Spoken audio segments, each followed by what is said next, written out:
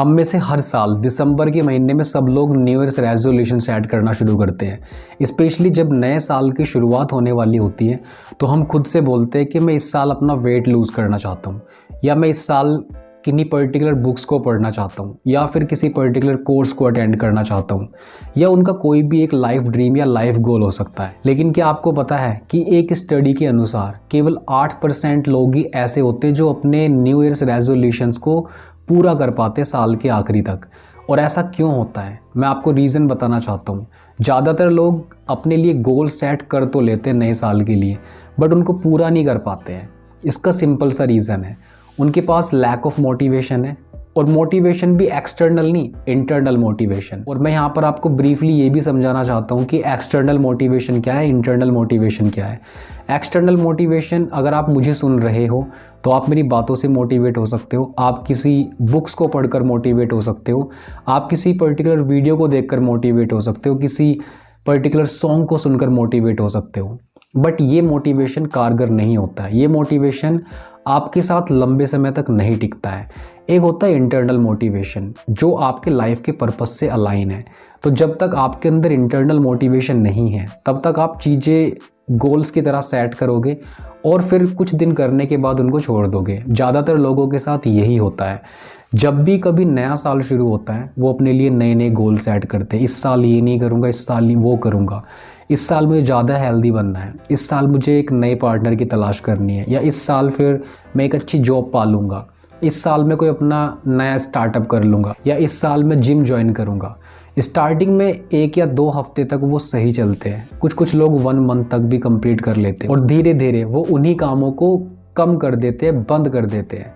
इसका सिंपल सा रीज़न है lack of consistency, lack of motivation, lack of purpose in life. आप किसी भी काम को करना शुरू करते हो, अगर आपको ये नहीं पता है ना कि आप उस काम को क्यों कर रहे हो, तब आपके पास बहुत सारे एक्सक्यूज़ होंगे, बहुत सारे रीज़न होंगे कि मैं इस काम को क्यों नहीं करना चाहता हूँ।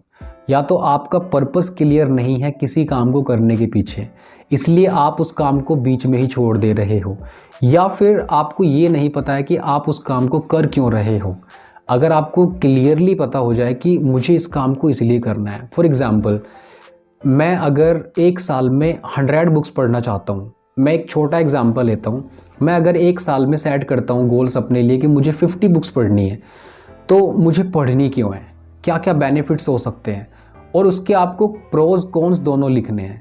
और अगर मैं 50 बुक्स ना पढूं या उससे कम पढूं तो उसके क्या डिसएडवांटेजेस हो सकते हैं, बेनिफिट्स काउंट करते हैं। अगर मैं एक साल में 50 बुक्स पढ़ता हूं तो मैं सोफिस्टिकेटेड हो जाऊंगा इंटेलेक्चुअली।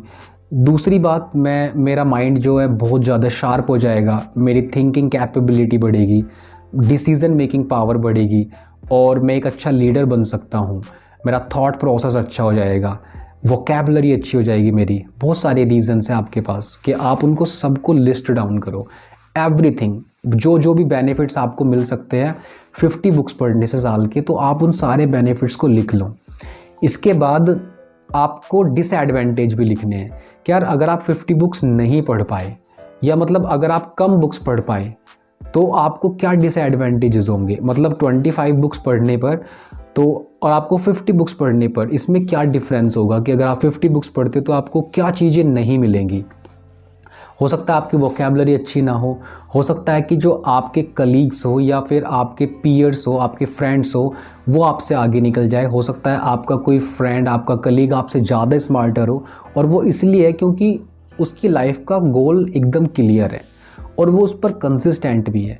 तो आपको इस तरह से ना रीज़न लिस्ट आउट करने हैं, प्रोज भी और कॉन्स भी। अगर आप जिम ज्वाइन करना चाहते हो, क्यों करना चाहते हो जिम ज्वाइन, क्या बेनिफिट है। हो सकता है कि आप अपने लिए एक गोल सेट करते हो कि मेरे को वीक में 5 डेज़ जिम करनी है। रीज़न लिस्ट आउट करो, क्यों करनी है, हेल्दी बनना है। हेल्दी क्यों बनना है, जिससे कि मैं अच्छे से फोकस कर सकूं अपने काम पर, या फिर मैं ज़्यादा प्रोडक्टिव बन सकूं, या हो सकता है कि फिर मेरी पर्सनैलिटी अच्छी हो जाए। और भी बड़े गोल हो सकते हैं, जैसे कि मुझे एक जिम ट्रेनर बनना है, मुझे खुद की एक जिम खोलनी है, या फिर मुझे मेंटोर बनना है, कोच बनना है, गाइड या फिर गाइडेंस देनी है मुझे किसी को, इस फील्ड में अपना कैरियर बनाना है। इस तरह से लिस्ट डाउन करो। दूसरे रीज़न हो सकते हैं कि मुझे जिम इसलिए ज्वाइन करनी है कि मैं बस अपनी पर्सनैलिटी को इम्प्रूव करना चाहता हूँ, कि मैं और ज़्यादा अट्रैक्टिव बन जाऊँ। और आप और ज़्यादा अट्रैक्टिव क्यों बनना चाहते हैं? बस आप खुद को हेल्दी रखना चाहते हो, आप खुद को अच्छा फील कराना चाहते हो। जितने भी रीज़न होते हैं ना, सारे के सारे लिख डालो, और जितना डेप्थ में जाओगे ना, उतना ही आपके अंदर इंटरनल मोटिवेशन क्रिएट होगा। इंटरनल मोटिवेशन कहीं बाहर से नहीं आता, ये आपके अंदर से क्रिएट होता है, और आपको वो क्रिएट करना पड़ता है अपने आप को बार बार ये याद दिलाकर कि आप किसी काम को क्यों करना चाहते हो। और जितना आप डेप्थ में जाते हो, उतना ही आपके अंदर ये इंस्पिरेशन, ये मोटिवेशन क्रिएट होता है। फिर आपको बाहरी मोटिवेशन की कोई ज़रूरत नहीं है। अगर आपको अपनी लाइफ में पता है कि आपको क्या करना है, तो आप अपने लिए अगर नेक्स्ट टाइम गोल सेट करते हो नए साल के लिए, तो सबसे पहले ये ध्यान रखो आपको लाइफ में गोल्स क्यों सेट करने हैं, या न्यू ईयर्स रेजोल्यूशन जिसको बोलते हैं, क्यों आपको वो सेट करने हैं। हर एक की तरह न्यू ईयर्स रेजोल्यूशन सेट करना और फिर उनको कुछ दिन करने के बाद छोड़ देना, इससे कोई बेनिफिट नहीं है। इससे आपको खुद पर भी डाउट होने लगता है कि यार you are good for nothing. आपके अंदर ऐसी कोई चीज़ नहीं है जिससे कि आप चेंज क्रिएट कर सको। हैबिट डेवलपमेंट पर ज़्यादा ध्यान देना होगा आपको। गोल्स आप कब अचीव कर सकते हो? जब आप हैबिट्स को डेवलप करते हो, और हैबिट डेवलप होते कंसिस्टेंसी के साथ।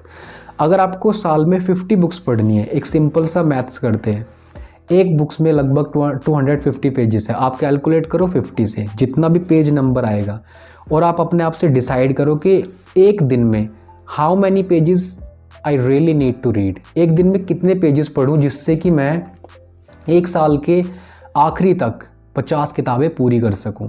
या एक बुक को पढ़ने में आपको कितना टाइम लग रहा है, 2 दिन लग रहे हैं, 3 दिन लग रहे हैं, या 1 हफ्ता लग रहा है।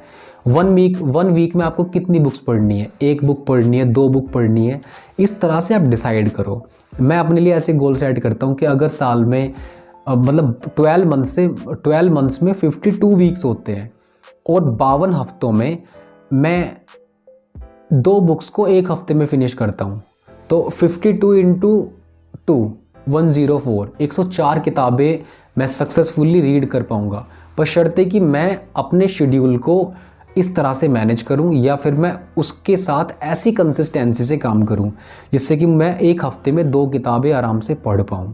या ये तो बहुत ही ज़्यादा हो जाएगा। कई बार ऐसा होता है कि आप बहुत ज़्यादा बिजी हो, आप मतलब घर पर नहीं हो, बाहर हो कहीं पर, तो ये पॉसिबल नहीं भी होता है कि 1 हफ्ते में 2 किताबें पढ़ पाना। तो आप अपने लिए कम से कम 1 बुक का टारगेट रखो कि मुझे 1 वीक में 1 बुक पढ़नी है। और अब 1 वीक में 1 बुक पढ़ने का ये मतलब नहीं है कि बस आज आपको 2-3 घंटा बैठना है और सारी किताब को आज ही ख़त्म करना है। इसका मतलब ये कि 250 पेज है, तो आप डिवाइड करो 7 से, और अगर आप एक दिन का रेस्ट भी लेना चाहते हो तो आप 6 से डिवाइड करो। डिसाइड करो कि आपको कितने पेजेस पढ़ने हैं, so that you can complete your book in a week. जैसे कि 250 पेजेस को अगर आप 7 से डिवाइड करोगे तो 25 पेजेस आएंगे, और 25 पेजेस पढ़ने का मतलब है कि आपको 30 मिनट्स, अगर आप एक अच्छे रीडर हो, मतलब फास्ट रीडिंग स्पीड आपकी, तो 30 मिनट्स बहुत होगा, इनफ होता है 30 मिनट्स रीडिंग करना। इसके अलावा आप ये शेड्यूल करो कि आपको मॉर्निंग में पढ़ना है, इवनिंग में पढ़ना है, दोपहर में पढ़ना है, लंच के बाद, लंच से पहले।